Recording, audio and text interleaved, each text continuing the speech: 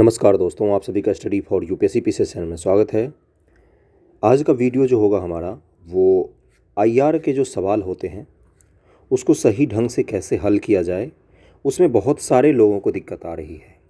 मैं मेंस के सवाल की बात कर रहा हूँ। मेंस के जीएस 1 पेपर में सेक्शन 2 जीएस 1 सेक्शन 2 में आपका करंट अफेयर लिखा हुआ है। ओके, उसी करंट अफेयर में आईआर के 2 सवाल गारंटेड रहते हैं। इस बार शॉर्ट आंसर पूछे जाएंगे तो कुछ सवालों की संख्या बढ़ सकती है। और आईआर के साथ दिक्कत सबसे बड़ी ये चीज़ है कि आईआर जो है, एक तो उसको लिखने का आयाम बहुत सारा हो सकता है, उसके सवाल के कीवर्ड्स को पकड़ना थोड़ा सा मुश्किल होता है। और सामान्य तौर पर जो लोग शुरू में तैयारी करते हैं या आंसर राइटिंग शुरू करते हैं, उनके पास कंटेंट की कमी होती है आईआर को लेकर, क्योंकि आईआर के सवालों को लिखने के लिए एक विस्तृत समझ की ज़रूरत पड़ती है। अगर आपके पास समझ सही नहीं होगा जियोपॉलिटिक्स का, करंट अफेयर्स का, क्या चल रहा है, क्या घटनाक्रम है, कौन कौन सी बारीक से बारीक चीज़ पर ध्यान देना पड़ता है, तब जाके एक आईआर का परफेक्ट आंसर निकल कर आता है। तो इन्हीं सब चीज़ों पर आज हम लोग बात करेंगे। चैनल पर नहीं तो सब्सक्राइब ज़रूर कर लीजिए, क्योंकि कंटेंट आपको बीपीएससी रिलेटेड जितने भी चैनल हैं उनमें सबसे बेस्ट मिलेगा और सबसे अच्छे फॉर्म में बिल्कुल कनेक्टेड में मिलेगा। देखिए, कुछ चैनल अपने चैनल पर हैं प्लेलिस्ट, उसको आप देख सकते हैं। बीपीएससी जीएस लेक्चर 2 नाम से होगा। गाइडेंस रिलेटेड बहुत सारे वीडियो हैं। बार बार स्टूडेंट कमेंट करते कौन सा किताब पढ़ें, नोट्स कैसे बनाएं, कैसे स्ट्रेटजी हो। तो इन्हीं चीज़ों पर अगर मैं वीडियो बनाता रहूँगा तब तो कंटेंट अपने चैनल पर कम हो जाएगा पढ़ने वाला। कितना आप स्ट्रेटजी का ही वीडियो देखेंगे। तो वो सब आपको 54 वीडियो अपलोड है गाइडेंस संबंधी, 68, 69 मेंस प्री सब कुछ। इंटरनेशनल अफेयर्स में भी 14 वीडियो अपलोड हैं करीब में, और बेहतरीन लेक्चर्स हैं, एक से बढ़कर एक लेक्चर हैं, इसको जाके देखिएगा।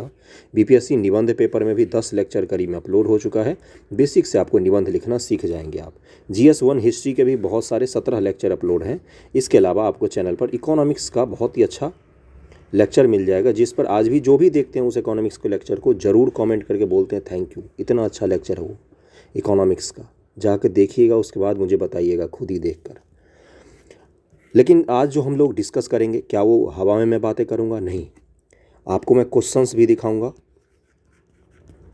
जो बुक से मैं लेके आया हूँ। पीवाईक्यू सॉल्व्ड से कुछ क्वेश्चन है, उसको मैं दिखा दूंगा, और स्टेप वाइज मैं आपको समझाऊंगा कि कैसे लिखा जाता है, कैसे नहीं। और कुछ गलतियाँ जो करते हैं स्टूडेंट, उसकी भी बात मैं करूँगा। मैं आपको सवाल पर ले जाऊँ उससे पहले कुछ चीज़ों को ध्यानपूर्वक बारीकी से सुनते चलिएगा। फिर अंत में आपको एक सवाल दूंगा जिसको आपको लिखने की कोशिश करना है। ओके, और कल के एआई वाला सवाल था, उसको भी मैं थोड़ा सा समझा दूंगा जिससे आप उसको आसानी से लिख सकें। देखिए, जीएस पेपर में 3 स्तर पर आंसर राइटिंग करने की ज़रूरत पड़ती है। 3 अलग अलग, थोड़ा सा अलग होता है, माइनर डिफरेंस होता है। एक होता है आपका निबंध। निबंध सामान्य तौर पर पैराग्राफ में लिखते हैं। अगर उसमें कहीं कहीं पर ऐसी आवश्यकता पड़ गई कि 2-4 पॉइंट में लिखने पड़ेंगे तो उतना चल जाता है। और हिंदी भाषा का निबंध अगर आप लिख रहे हैं तो हिंदी में ही लिखने की कोशिश कीजिए। ज़्यादा इंग्लिश के शब्द यूज करते तो एक गलत इम्पैक्ट पड़ता है। सामान्य सामान्य से शब्द, अब कोई सुधार को रिफॉर्म लिखेगा तो थोड़ा सा लगता है ना कि यार सुधार नहीं पता था क्या, तो थोड़ा सा वो होता है। एक होता है जीएस 1 में या जीएस 2 में हिस्ट्री, पॉलिटी, इसके और ज्योग्राफी, इनके आंसर राइटिंग होते हैं। हिस्ट्री, पॉलिटी, ज्योग्राफी के आंसर राइटिंग एक ही ढर्रे पर लगभग में होता है, क्योंकि इसमें करंट अफेयर की गुंजाइश थोड़ी सी कम रहती है। पॉलिटी में कभी कभार करंट अफेयर से अगर सवाल पूछा जाता है, रिलेट करके अगर आपसे पूछा जाता है, तो उसमें करंट अफेयर की चीज़ों को ज़रूर इंक्लूड कीजिए। कहाँ पर? जैसे पॉलिटी में मुझसे पूछा गया कि मान लीजिए कोई एक ऐसा विषय पूछा गया, जैसे अभी मान लो चर्चा में है केंद्र राज्य संबंध के बारे में मुझसे पूछा गया। केंद्र राज्य संबंध कोई हॉट टॉपिक बना हुआ रहे, या मान लीजिए राज्यपाल के कार्य संबंधी एक सवाल पूछा जाता है, कोई उसमें एग्ज़ाम देने से पहले जाते तो कुछ अगर हॉट टॉपिक बना हुआ है उससे रिलेटेड कि हाँ राज्यपाल क्यों विवाद में है या केंद्र राज्य संबंध क्यों विवाद में है, तो कोशिश कीजिए कि इंट्रो के शुरुआत में उस मुद्दे को लिख दें, जिससे क्या नाम पॉलिटिकल पार्टी राजनेताओं का नहीं लेना है। जैसे बता देना है कि बंगाल के गवर्नर और केंद्र सरकार, बंगाल सरकार में थोड़ी सी विवाद की घटना देखने को हमें मिली है। इसी तरह से किसी और राज्य का एग्जाम्पल दे सकते हैं। तो इस तरह से शुरुआत अगर आप करते हैं पॉलिटी के आंसर को, तो थोड़ा सा करंट अफेयर वहाँ पर जोड़ना पड़ेगा आपको। ओके, हिस्ट्री में जैसे कन्वेंशनल आप लिखते हैं, पहले किसी चीज़ की परिचय दे दिया, फिर मुख्य हिस्से पर आ गए, फिर उसका निष्कर्ष लिख दिया, ऐसे ही लिखते हैं। आईआर में थोड़ा सा अलग होता है। आईआर में जब भी सवाल को शुरू किया जाता है तो सबसे पहले देखिए कि आईआर का वो सवाल क्यों पूछा गया है। जैसे मैं आज आपसे पूछूं कि भारत और जापान संबंध के बारे में बताइए, ध्यानपूर्वक सुनिएगा। भारत और जापान संबंधों की चर्चा कीजिए, क्या इसमें संभावनाएं हैं और किन किन क्षेत्रों में हम अपने रिलेशन को बढ़ा सकते हैं, यही सवाल आपसे पूछा, या किन किन क्षेत्रों में हमारे रिलेशन अच्छे हैं। तो सबसे पहला लाइन इसका क्या लिखेंगे आप? सबसे पहला लाइन, इसीलिए करंट पढ़ना ज़रूरी होता है, इसकी भूमिका में सबसे पहला लाइन ही आएगा कि हाल ही में जापान के पीएम का भारत दौरा हुआ था। जापान के प्रधानमंत्री जी का भारत का दौरा हुआ था। यहाँ से आप लिखना शुरू करेंगे इसको। पहला लाइन क्या लिखेंगे? क्यों सवाल पूछा गया इसलिए पूछा, आप उसको लिखेंगे। जैसे मान लीजिए, जैसे अभी भारत और रूस का संबंध की चर्चा हो कि भारत और रूस के संबंधों को लिखिए, तो आप क्या लिखेंगे? अभी अभी जो हॉट टॉपिक है, एग्ज़ाम में जाने से पहले आपको इन सब चीज़ों को तैयार करके जाना होता है। क्या लिखेंगे कि हाल ही में रूस ने अपने जो जारी किया है गजट, सालाना विदेश नीति का उन्होंने जारी किया, उसमें उन्होंने भारत को प्रथम प्राथमिकता पर रखा है अपने संबंधों के लिस्ट में। या कोई और मुद्दा दे सकते हैं, किसी और मुद्दे के कारण चर्चा में हो सकता है, कुछ भी हो, लेकिन पहला लाइन आपको ये लिखना है कि इस सवाल के पूछे जाने के रिलेवेंस क्या है, अभी क्यों इस सवाल चर्चा में, क्यों ये टॉपिक चर्चा में है, क्यों ये सवाल पूछा गया। पहला लाइन भूमिका में उस चीज़ को लिखने की कोशिश कीजिएगा थोड़ा सा। इससे क्या होता है, थोड़ा सा जो आंसर चेक करने वाला हो तो वो रिलेट कर पाता है कि हाँ, इसको पता है कि क्यों सवाल पूछा गया है। उसके बाद आ जाइए कीवर्ड्स पकड़ के अन्य चीज़ों पर। जैसे मैं सवाल दिखाता हूँ, हवा में बातें नहीं करेंगे, नहीं तो समझ में नहीं आती है। सवाल मैं दिखाता हूँ। एक स्टूडेंट ने ये सवाल लिखा था और ये सवाल थोड़ा सा अलग है, जैसे आईआर के बाकी सवाल होते हैं उनसे थोड़ा सा अलग है। अलग किस मायने में है वो मैं आपको समझाता हूँ। जैसे भारत श्रीलंका संबंध पर चर्चा कीजिए, घरेलू कारक विदेश नीति को कैसे प्रभावित करते हैं।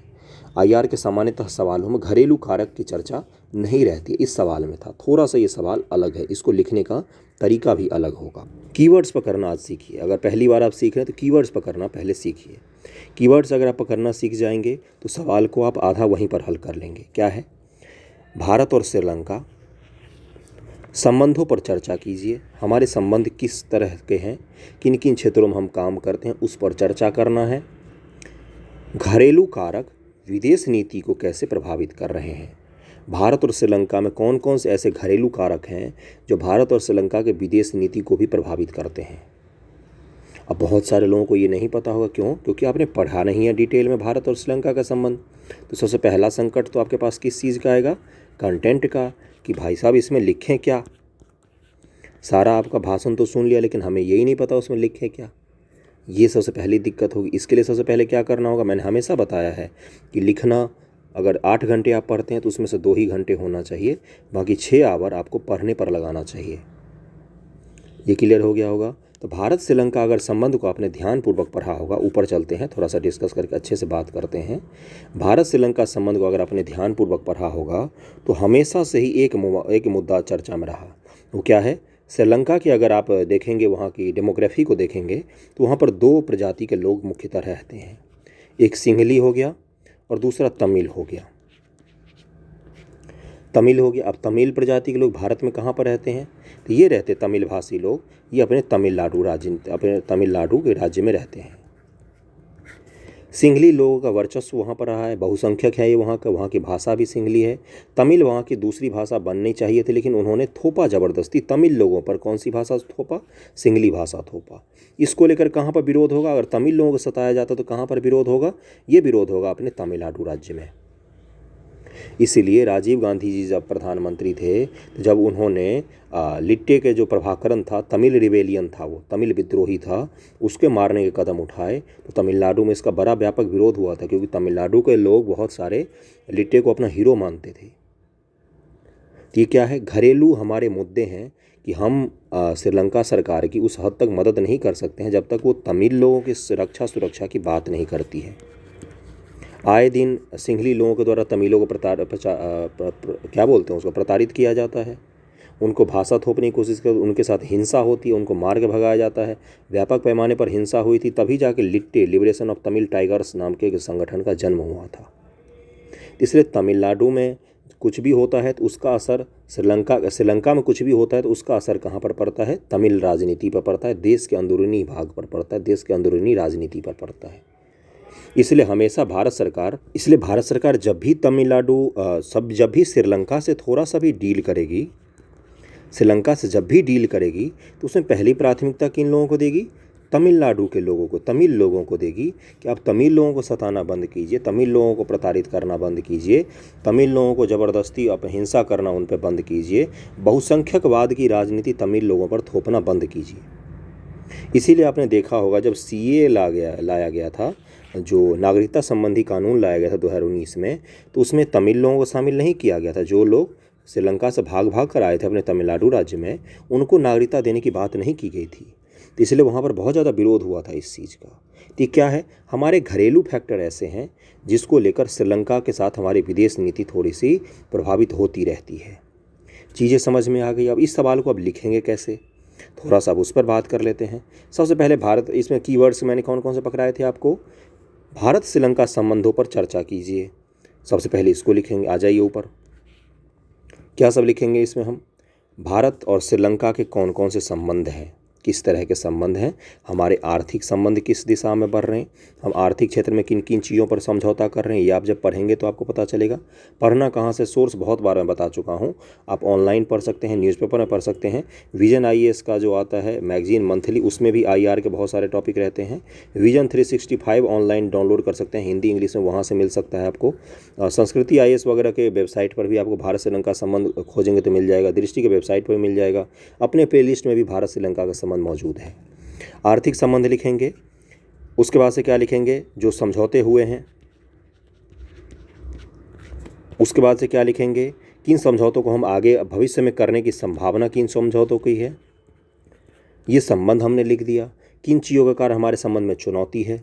उसके बाद हम आ जाएंगे क्वेश्चन के दूसरे हिस्से पर। दूसरा हिस्सा क्या है कि घरेलू राजनीति किस प्रकार से प्रभावित करती है। घरेलू राजनीति का मतलब तमिलों का मुद्दा किस प्रकार से प्रभावित करता है, ये बताएंगे आप। मछुआरों का मुद्दा किस प्रकार से प्रभावित करता है, ये बताएंगे आप। 2 ही मुद्दे हैं मुख्य रूप से, और कोई मुद्दा नहीं है, बस यही 2 ही मुद्दा है मुख्य रूप से। तो ये समझ में आ गया कैसे लिखना है कैसे नहीं। उस सवाल को लिखना आपको है। देखिए, स्पून फीडिंग मैं नहीं कर सकता हूँ कि उसका मॉडल आंसर ला के मैं आपको बता दूँ और आप उसको कॉपी पेस्ट कर लें, आप संतुष्ट होकर खुश हो जाएंगे, लेकिन आपकी तैयारी नहीं होगी उस कारण से, अगर सब कुछ मैं ही आपको दे दूँगा तो। अब आपको क्या करना है, पहले जाके IR का लेक्चर देखिए, ऑनलाइन कंटेंट को ढूंढिए, वेबसाइट पर जाइए, वहाँ से कॉपी पेस्ट कीजिए, उसको लिखने की कोशिश कीजिए, है ना। सेम टू सेम मत लिखना, थोड़ा सा बदल के आप संबंधों को अपनी भाषा में लिख सकते हैं। एक मैं आपके लिए और सवाल लेकर आया हूँ, उसको डिस्कस कर लेते हैं, फिर मैं आपको एक मॉडल आंसर दिखा दूंगा बुक का। AI सभी समस्या का समाधान है या नई चुनौती। ये कल मैंने निबंध दिया था, कल AI पर लेक्चर आया था अपना, उसको जाकर देखिएगा। इससे जुड़ा हुआ एक सवाल की गारंटी है, चाहे 68 में पूछे या 69 में पूछे, लेकिन AI से जुड़ा हुआ एक सवाल गारंटेड पूछा जाएगा आप लोगों से, निबंध के फॉर्म में, GS 2 में, कहीं भी पूछा जा सकता है, GS 1 में, साइंस टेक में पूछा जा सकता है, करंट अफेयर में, लेकिन पूछा जरूर जाएगा ये। ओके, तो AI संबंधी क्या बोला है मैंने, AI सभी समस्या का समाधान है या नई चुनौती है। तो इसके बारे में कैसे इसको लिखेंगे, निबंध के फॉर्म में अगर लिखना हो या GS के फॉर्म में। GS के फॉर्म में लिखेंगे तो आप पॉइंट में लिखेंगे, ओके, और निबंध के फॉर्म में लिखेंगे तो पैराग्राफ में लिखेंगे, कहीं कहीं पर पॉइंट भी डाल सकते हैं, थोड़ा सा रिप्रेजेंट अच्छे से कर सकते हैं, उन सब चीज़ों की खुली छूट होती है। अब ध्यान दीजिएगा, देखिए पहले क्या लिखना है। सबसे पहले AI क्या होता है, AI क्यों उपयोगी है, AI के बाद उसके बाद क्या लिखेंगे कि AI किस तरह से हमारे जीवन को बदल सकता है या आने वाले समय को बदल सकता है, ये सब चीज़ें लिख दिया। उसके बाद लिखेंगे कि AI के कौन कौन से नुकसान हैं। इसमें हम हवा में बातें नहीं करेंगे, इसमें वर्ल्ड इकोनॉमिक फोरम की रिपोर्ट की बात करेंगे जो कल मैंने बताया था आपको। इसमें और हम क्या बात करेंगे, जैसे एलन मस्क ने बोला था कि ये न्यूक्लियर से भी ज़्यादा खतरनाक होगा, सुंदर पिचाई ने बोला था कि सबके जॉब ले लेगा, ओपन AI प्लेटफॉर्म का जो CEO है जिसने ChatGPT बनाया है, उसने भी बोला था कि ये सबके जॉब छीन सकता है, इसमें इतनी ज़्यादा कैपेसिटी है। इन सब चीज़ों की बात करेंगे हम। फिर हम ये बताएंगे, अंत में सारी समस्या बता दी, उसके बाद और बता देंगे कहाँ कहाँ पर जॉब जा सकती है। उसके बाद हम लोग बताएंगे कि ये AI जो है ये किस प्रकार से AI जो है ये अगर सही तरीके से इस्तेमाल किया जाए तो ये हमारे लिए लाभदायक हो सकता है। लाभदायक कैसे होता है, उसको लिखने के बाद आप किस पर आ जाएंगे कि भारत सरकार कौन कौन से काम कर रही है AI को बढ़ावा देने के लिए अपने देश में, और सामान्य तौर पर प्रशासक के तौर पर कैसे AI का यूज़ किया जा सकता है। ये सब तो मौलिक सोच होती है, तो आपको खुद के सोच के लिखना पड़ेगा। तो इन सब चीज़ों को जब पूरा आप लिख देंगे तो आंसर इसका समाप्त हो जाएगा। सबसे पहले AI का डिफिनेशन, AI क्या है, AI क्यों चर्चा में है, AI कैसे उपयोगी हो सकता है, एआई संबंधी कौन कौन सी जो चिंताएं व्यक्त की गई हैं, कौन कौन सी चिंता है इस चीज़ को व्यक्त किया गया है, एआई का किस प्रकार से भारत सरकार प्रमोट करने की कोशिश कर रही है, और एआई को लेकर एक अच्छा भविष्य कैसे निर्माण हो सकता है, उसके बाद द एंड हो जाएगा। सब कुछ मैंने बता दिया है बंधु, पढ़ा भी दिया है एआई। अब आपको लिखने की कोशिश करना है। एआई क्या है ये डिफिनेशन लिख दीजिए, कैसे उपयोगी होगा उसको लिख दीजिए पैराग्राफ और पॉइंट के फॉर्म में। अगर जीएस है तो पॉइंट के फॉर्म में, अगर लेख है तो पैराग्राफ के फॉर्म में। उसको लिखने के बाद और फिर उपयोगी कैसे है, उसके बाद चिंताएं कौन कौन सी हैं, भारत सरकार कौन कौन से कदम उठा रही है, और निष्कर्ष एक अच्छा सा देकर कि बंदूक तो नुकसानदेह होता है, लेकिन वो फर्क पड़ता है कि किसके हाथ में बंदूक है, एक आर्मी मैन के हाथ में है कि आतंकवादी के हाथ में है। तो एआई का भी उसी तरह से होगा, किसके हाथ में एआई है ये ज़्यादा मायने रखता है, ना कि एआई अच्छा या बुरा है ये मायने रखता है। ओके, बस यही बोल के आप उस आंसर को समाप्त कर सकते हैं अपना। क्लियर हो गया होगा। कल का सवाल था, बहुत सारे लोग नहीं लिख पाए, इसलिए मैंने ये समझाने की कोशिश की है। अब आते हैं कि ये स्टेप वाइज है आईआर को लेकर। आईआर के सवालों को जब भी लिखते हैं उसमें मैप को अगर बना सकते हैं आप, गुंजाइश है तो ज़रूर डालिए। अब I2U2 था, इसमें मैप बनाया पूरे दुनिया का कुछ बच्चों ने, और उसमें इजराइल, यूएई, उसके बाद से भारत और यूएसए को दिखाया। इतना भी ज़रूरत नहीं पड़ता है। I2U2 के बारे में अगर ढंग से लिख देंगे, मैप नहीं भी बनाया, क्योंकि इसका मैप बहुत ही विस्तृत होता है, किसी संगठन का कोई मैप कैसे बना सकते। अब G20 के पूछने जाएंगे तो पूरी दुनिया का मैप बना कर उसमें 20 देशों को आप दिखाएंगे, इतना समय ही नहीं होता आपके पास एग्जामिनेशन में। तो थोड़ा सा इस चीज़ का ध्यान रखिएगा, है ना। और ये कॉमन सेंस होता है, ये कोई बताने की चीज़ नहीं थी, कॉमन सेंस होता है। जैसे भारत अमेरिका का संबंध पूछेगा तो आप अमेरिका के मैप बना सकते हैं। रूस यूक्रेन वॉर पूछेगा तो वहाँ पर मैप कंपलसरी हो जाता है।